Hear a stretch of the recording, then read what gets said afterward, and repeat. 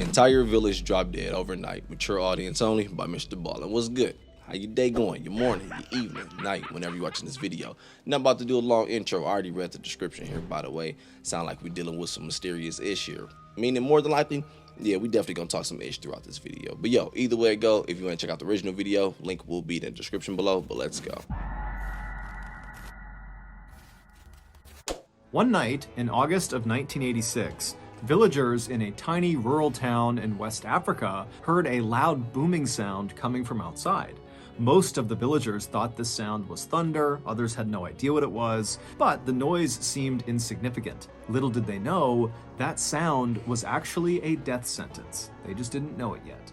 This story sounds like it was pulled straight out of an apocalypse movie, except it really happened. And the scary part is, it could happen again today. But before we get into that story, if you're a fan of the strange, dark, and mysterious delivered in story format, then you've come to the right place because that's all we do, and we upload once a week. So if that's of interest to you, please offer to make the like button a s'more, but instead of chocolate, use mud. Also, please subscribe to our channel and turn on all notifications so you don't miss any of our weekly uploads. Okay?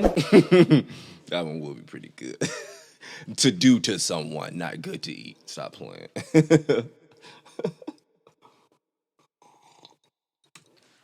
Unknown, unnatural hazard. Oh boy. Before sunrise on August 22nd, 1986, a man named Ephraim Che woke up feeling groggy and confused. As he lay in his bed inside of his small mud brick house perched up on a cliff, he tried to remember what happened the night before. He didn't know why, but he knew, something happened last night. I gotta remember it before. He didn't know why, but he knew, something happened last night. I gotta remember it. But as he lay there kind of jogging his memory, he felt like there were holes in his memory, like he couldn't quite piece together what had happened the day or night before. However, there was one thing he distinctly remembered about the night before, and that was at some point he had heard one really loud boom of thunder outside. And Ephraim, kind of somewhere in the back of his mind, had thought, oh, it's gonna rain tonight, and maybe when I wake up it'll still be raining. And then Ephraim, no matter how hard he focused, he couldn't really remember how much time passed after hearing that booming sound and then getting in his bed the night before. But at some point he remembered being in his bed and feeling kind of sick. And that was it. That was his whole memory of the night before. And so that morning, August 22nd, when Ephraim has suddenly woken up feeling confused, he rolled over and he looked out the window right nearby his bed, and he looked outside and he saw the sky was clear and the grass was totally dry. There was no indication that it had rained anytime recently. And so Ephraim is thinking to himself, something is definitely off here, but I just can't get my mind right. And so finally, Ephraim just sits up in his bed, he swings his legs out of his bed onto the ground, he stands up and practically falls over once he's on his feet. But he eventually gets himself back up, kind of steadies himself, and then he thinks, okay, I need to go check on my 4 kids and make sure they're okay. But the second Ephraim began to move in his house, it was like his body didn't obey his mind. Because moments later, instead of checking on his kids, Ephraim had wandered out his front door and was just standing out in front of his house, just kind of staring off into the distance, having no idea why he walked out there. The village where Ephraim lived was called Nios, and Nios is extremely rural. There's no electricity, there's no running water, and there's no paved roads for miles. The village is actually split into 2 parts. There's Upper Nios and Lower Nios.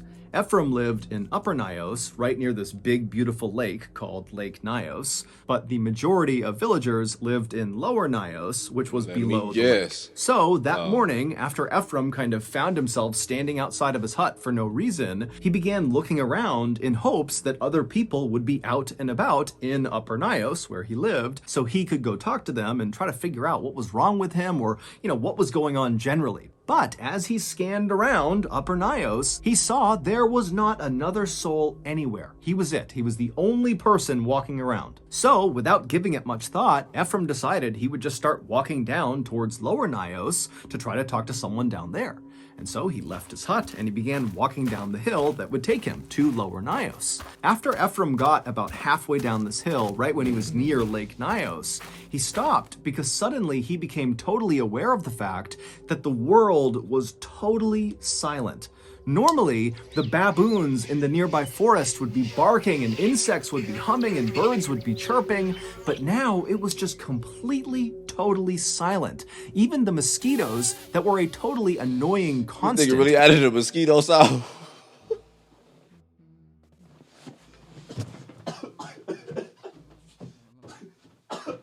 Great, now I gotta sit here for like 10 minutes before I can press play because I'm gonna keep doing this. Dog, whenever I laugh, right as I inhale, see, I'm gonna keep doing that. I'm gonna edit all this out. Whenever I inhale, whenever I laugh, actually, I should be good. Whenever I laugh, whenever I inhale, it freaking hurts, dog. Basically, all I was trying to say. But let me go back a bit, though, man. But this is a pretty trippy story so far. Let me see where it's going. Totally silent. Even the mosquitoes that were a totally annoying constant in Ephraim's life were gone. It was like the entire world had just shut down. The fuck? I hate mosquitoes, but actually, let me go back. Would be barking and insects would be humming and birds would be chirping, but now it was just completely, totally silent. Even the mosquitoes that were a totally annoying constant in Ephraim's life were gone. It was like the entire world had just shut down. And as Ephraim is looking around, wondering what is going on here, he hears off to his right, over near the lake, a woman shrieking at the top of her lungs. And so Ephraim whipped his head in the direction the screams were coming from, and he saw there was this woman about 100 feet away. She was a local, and she was looking right at Ephraim, and she was barely dressed, and she was ripping the rest of her clothes off, and she was just screaming. And so, acting on instinct, Ephraim immediately turned and just started running towards this woman. And as he's bounding towards her, getting closer and closer, he's starting to notice there's these strange shapes on the ground kind of near this woman. But as he was staring at them, he just couldn't quite place what they were. But when he got about 20 feet away from this shrieking woman, he stopped again because he realized the shapes on the ground were this woman's entire family. They were all just laying on the ground as if they were sleeping. And near them was all of their cattle, also just laying on the ground as if they were sleeping. But as Ephraim stared at each of these people and each of these animals on the ground, he saw there was some blood around their noses and their mouths, and he realized no person who's sleeping would be that still. These people are all dead. These animals are all dead. And so standing there, Ephraim turned his attention from the bodies back to this woman who had dropped to her knees, and she was grabbing her father's arm and yanking on it and screaming for him to please wake up. But Ephraim could tell there was nothing she could do. Everyone was gone. And Ephraim knew somewhere deep down that, he's supposed to go over and help this woman or console her. But suddenly this wave of fear came over him. The combination of having no idea what's going on, his mind really wasn't working still, and now seeing all these dead people, it was like he just couldn't handle it. And so even though he felt terrible about this, Ephraim took one last look at this very distraught woman and her deceased family, and he turned and he ran away. And when he got back to the main trail, he continued downhill in the direction of Lower Nios. Those who say he had reached it. Like all of you, I spend virtually all of my time daydreaming. Leave all the links in my description as well, too. The villagers in Lower Nios lived in these tiny huts with tin roofs that were closely grouped together, and usually, even early in the morning, Lower Nios was a very happy and lively place with kids running around and animals walking in the road and music playing. But as Ephraim came down the hill and was within earshot of Lower Nios, it was deadly silent. And so with panic starting to rise inside of Ephraim, he began to run at full speed, hoping that when he turned the corner and looked down the main road of Lower Nios, he would see the people he was hoping he would see. But when he turned the corner and looked down Main Street, all he saw were dead animals everywhere. They completely covered the streets, the sidewalk, everything. And so at this point, Ephraim was so desperate to see another person that he kept his eyes looking straight ahead so as not to look at all the dead animals, and just ran straight into Lower Nios. And he turned towards the first hut he saw, and he ripped the door open and he stepped inside. And as soon as he did, he just stopped. Because on the ground right in front of him was a woman who was very clearly deceased, just laying in the middle of the floor. She had a bowl of corn right near her hand. So was it a lightning bolt? I mean, because we heard lightning, but the middle of the floor. She had a I'm gonna let bowl it play of out. corn right near her hand as if she had been eating and then just fell dead. And so Ephraim, he's staring at this dead woman, and then he looks up and he realizes the bedroom is right in eyesight and he can see her family in their beds. And at first Ephraim thought, oh, they're sleeping. But then as he continued to stare through the doorway into this room, he saw none of them were moving. Their chests were not going up and down from breathing.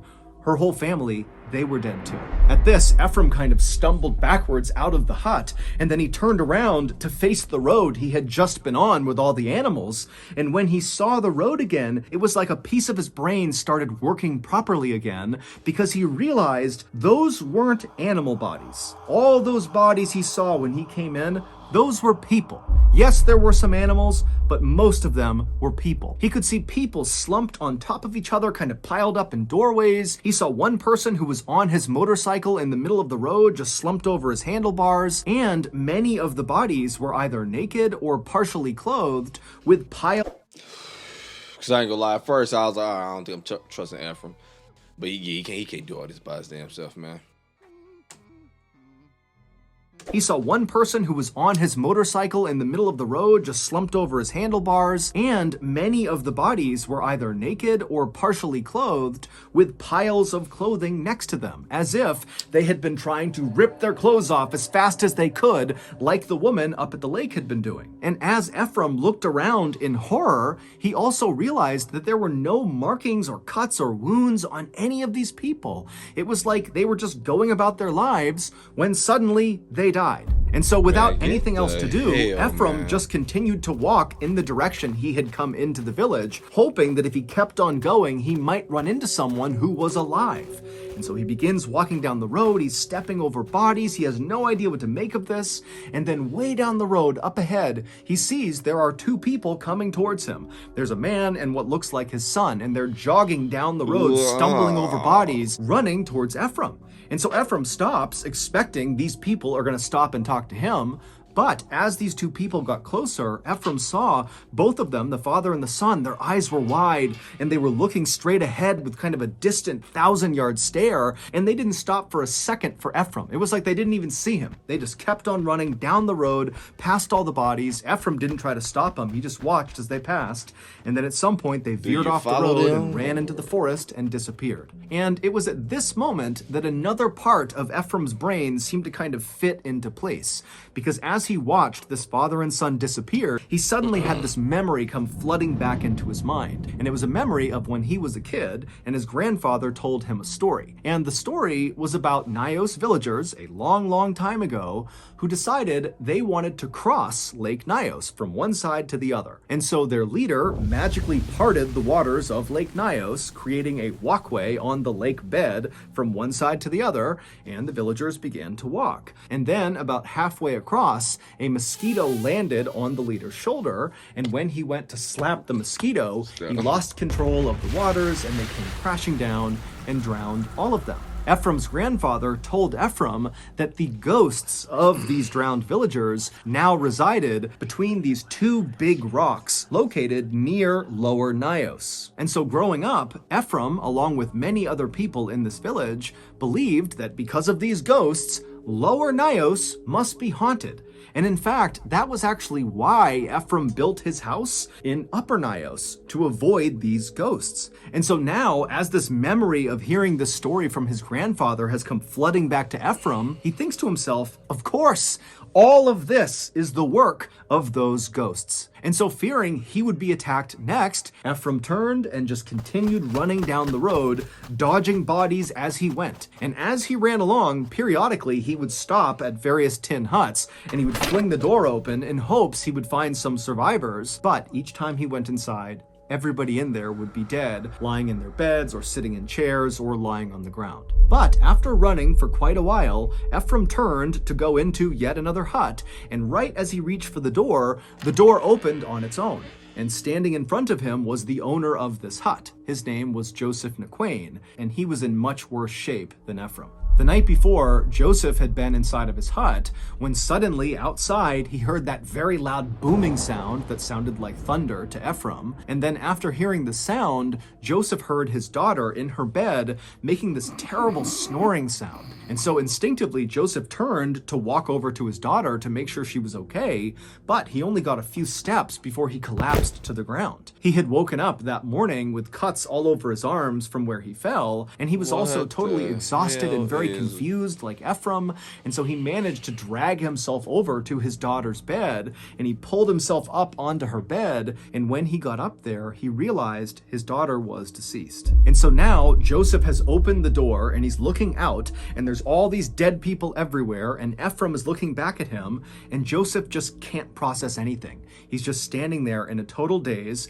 and Ephraim, he wanted to say something, but no words could come out, and so he too just stood there looking at Joseph, and the two men just stood there right on the threshold of this hut, staring at each other, saying nothing for several minutes, until finally they both just extended their hands and shook silently, and then Ephraim turned around and ran back into the road. And so Joseph at first followed Ephraim kind of out of instinct, but very quickly he veered off from Ephraim, and Joseph went into his neighbor's hut to see if they were okay. But when he opened the door and went inside, he saw all of his neighbors were deceased. But Joseph, he barely reacted to this. It was like he was so numb to what was going on, he just couldn't process it. But after seeing all of his neighbors dead, somewhere deep down inside of his consciousness, Joseph knew he had to go find help. That was his mission. And so he left his neighbor's hut, he ran back to his own hut, he climbed onto his motorcycle, and he started to drive. It took Joseph a long time to drive to the next closest village, but when he got there, there were people and they were all alive. And so Joseph tried to tell them what had happened in his village, but Joseph just had such a hard time putting his thoughts together that his sentences just didn't make sense. He was kind of incoherent. And then when he did... Well, I don't know what's about to happen. I hope it don't, but at that point, I don't know if people would start looking at you taking you crazy. Like, what the hell going on with dog? Like, legit how people will look at you. Because how the hell I'm going to explain this crap? Together that his sentences just didn't make sense. He was kind of incoherent. And then when he did make sense, the things he was talking about, an entire village just suddenly dying, sounded crazy. And so nobody at this other village took Joseph seriously. And so that day, nobody from this other village went to Nios to see what was going on. But the next day, people from this other village did go to Nios, and when they got there, it was exactly as Joseph had said. The whole village was dead. And as authorities would soon find out, it was not just Nios that was affected by this tragic event. Several villages not far from Nios had also suffered mass casualty events on the morning of August 22nd, 1986. And soon, news of these strange mass death events in West Africa were making the news all over the world. And so on August 25th, 3 days after this terrible event, an American scientist named Joseph Devine turned on his TV and saw the news coming out of West Africa. The newscasters were totally baffled about how this could have happened, and no one can figure out what killed these people. And Devine is just staring at his TV in shock, and then he turns, runs to his phone, and he calls his contact at the US government and told them, "You gotta send me to Nios." And because his contact knew Devine's background, he immediately said, "Yes, I'll get you on a flight as soon as we can." Devine and his scientific partner, Haraldur Sigurdsson, arrived in Nios 2 days later on August 27th. When they got there, they saw the military was burying the dead in these huge mass graves, and looking on were the few survivors of this event, like Joseph and Ephraim, along with Ephraim's family. They also survived, as well as other villagers who had come to see what happened. And so as Devine and Sigurdsson kind of maneuver their way through this crowd of very solemn people, they heard them talking about what they thought happened to all these people. And the theories ranged from secret governmental experiments to invisible super weapons to even atomic explosions. Others, like Ephraim, believed this was paranormal, that those ghosts from the drowned villagers had attacked the village. But Devine and Sigurdsson were reasonably sure that none of those theories were correct. They felt like they did know what actually happened because they had actually witnessed a tragedy like this before, but on a much smaller scale. 2 years earlier, and 60 miles south of Nios, in an area called Lake Manoon, 37 people suddenly dropped dead. And Devine and Sigurdsson had been sent out there to try to figure out what happened to these people. And after lots of experimentation, they came up with a theory that explained what happened. And they called it unknown unnatural hazard. They tried to warn people in the area that this could happen again, and in fact, Sigurdsson had written an entire scientific paper about this theory and submitted it to a prestigious science journal.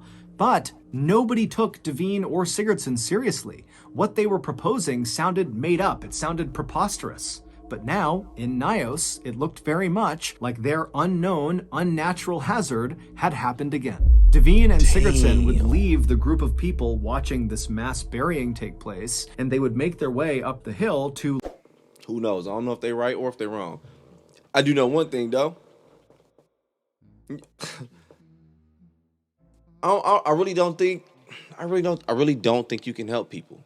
I don't think people can help people, man. I ain't about to get into this shit, man. I really don't, dog.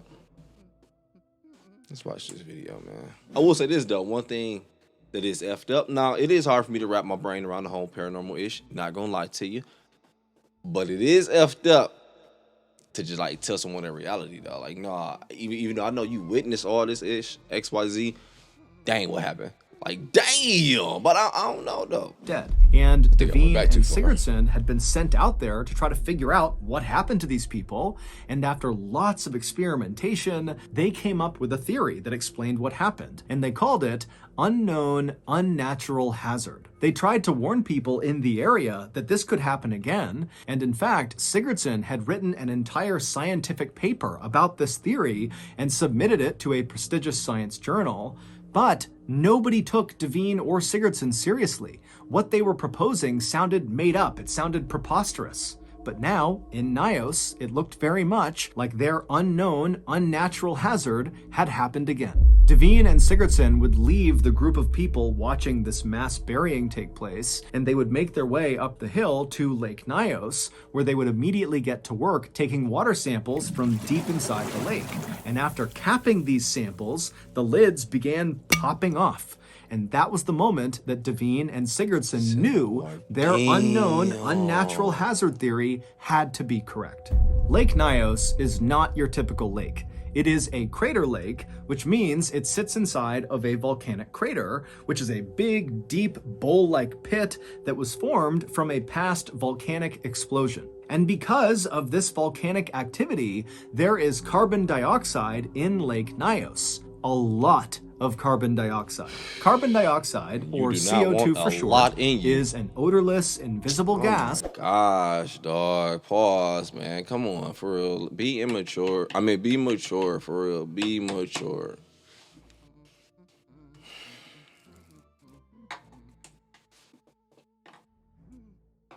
It was crazy because we actually just watched that story again. Speaking of that story, the freaking wedding proposal one, dog.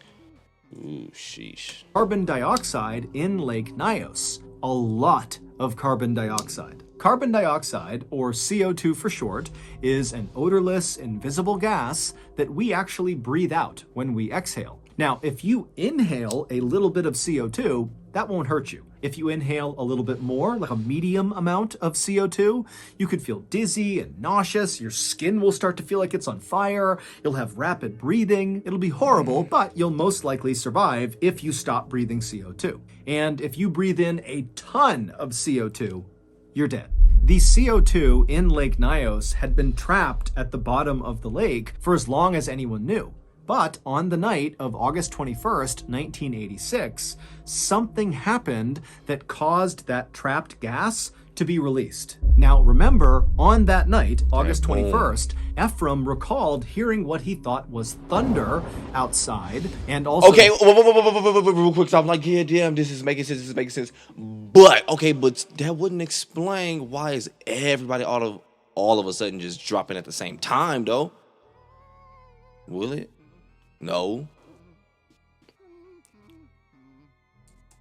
Gas to be released. Now remember, on that night, August 21st, Ephraim recalled hearing what he thought was thunder outside, and also Joseph would recall hearing a loud booming sound that night. Now, we don't know exactly what that sound was, but it's safe to say that that noise, whatever it was connected to releasing the gas. Maybe it was the sound of a rock slide and big rocks plummeted into the lake and hit the lake bottom and freed the gas that way. Or maybe it was just an actual volcanic eruption inside of the lake. Whatever it was, when the CO2 was freed, it bubbled to the top like it bubbled and popped off the lids of their sample tubes. And when it reached the top of the water, it kind of formed a cloud above the lake. Now, we can't see the cloud, but you can imagine a big cloud, and then this toxic CO2 cloud kind of rolled its way down the hill towards Lower Nios and other villages in the area. And when this big toxic cloud began coming in contact with people, with animals, and insects, virtually all of them died. As for the few who survived, like Ephraim and his family and Joseph, they were left feeling horribly confused, disoriented, nauseous, totally dizzy from CO2 poisoning. But when they finally were able to get away from Nios and breathe fresh air, the effects of CO2 poisoning wore off and they were okay. This deadly CO2 phenomenon was exactly what happened on a much smaller scale 2 years earlier at Lake Manoon. It was the unknown, unnatural hazard that Devine and Sigurdsson had tried to warn people about.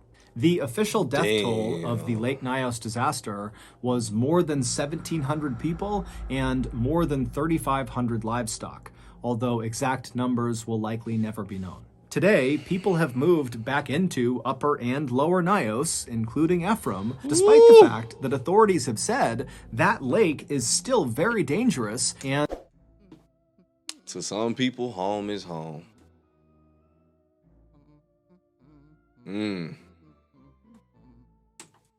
Damn, I would legit be every time it rained, boy. I would be. Ooh.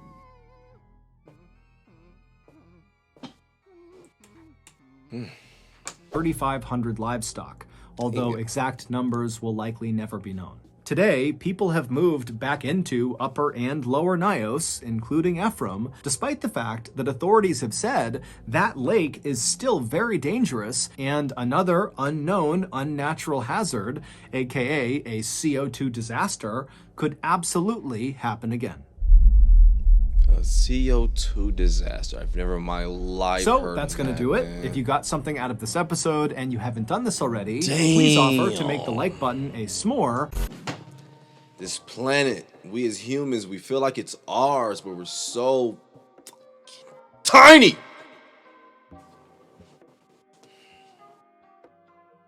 Who put us here, man? For what? For real, for real.